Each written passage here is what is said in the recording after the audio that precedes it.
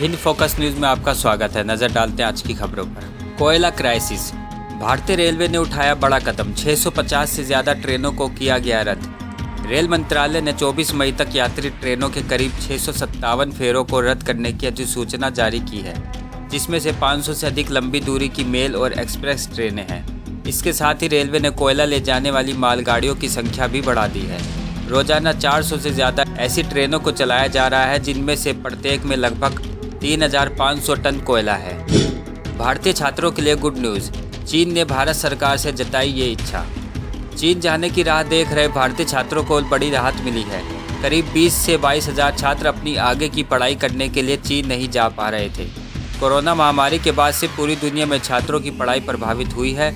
इससे सबसे ज़्यादा विदेश में पढ़ रहे छात्र प्रभावित हुए हैं। इस बीच कोविड प्रतिबंधों के चलते चीन में पढ़ाई के लिए वापस नहीं जा पा रहे छात्रों को विदेश मंत्रालय ने बड़ी राहत दी है। दूतावास ने बताया कि 25 मार्च को विदेश मंत्री एस जयशंकर और चीनी विदेश मंत्री वांग यी की मीटिंग के बाद अब चीन ने भारतीय छात्रों को वापस बुलाने की इच्छा व्यक्त की है। बीजिंग स्थित भारतीय दूतावास ने यह जानकारी दी। भारतीय विदेश मंत्रालय ऐसे स्टूडेंट्स की लिस्ट तैयार करेगा जो कोविड के बाद से चीन में लगे प्रतिबंधों की वजह से वहां नहीं जा पाए हैं, खासतौर पर मेडिकल के वो छात्र जो अपने प्रैक्टिकल नहीं कर पा रहे थे। एक और खतरनाक वायरस की आहट, अमेरिका में सामने आया H5 बर्ड फ्लू का पहला मामला।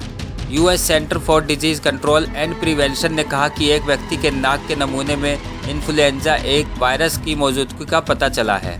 इंसानों में पहली बार H5 बर्ड फ्लू मिलने का मामला अमेरिका में सामने आया है। US centre for disease control and prevention ने इसकी जानकारी दी।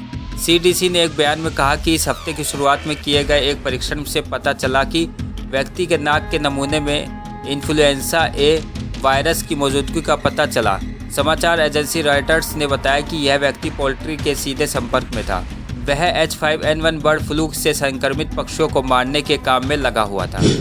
पटियाला में शिवसेना के खालिस्तान मुर्दाबाद मार्च के बाद 2 वर्गों में बवाल, पथराव, तलवारें लहराई। सीएम भगवंत मान ने भी ट्वीट किया है। उन्होंने लिखा है कि पटियाला में झड़प की घटना बेहद दुर्भाग्यपूर्ण है। उन्होंने DGP से बात की, इलाके में शांति बहाल कर दी गई है। सरकार स्थिति की बारीकी से नजर रखे हुए है।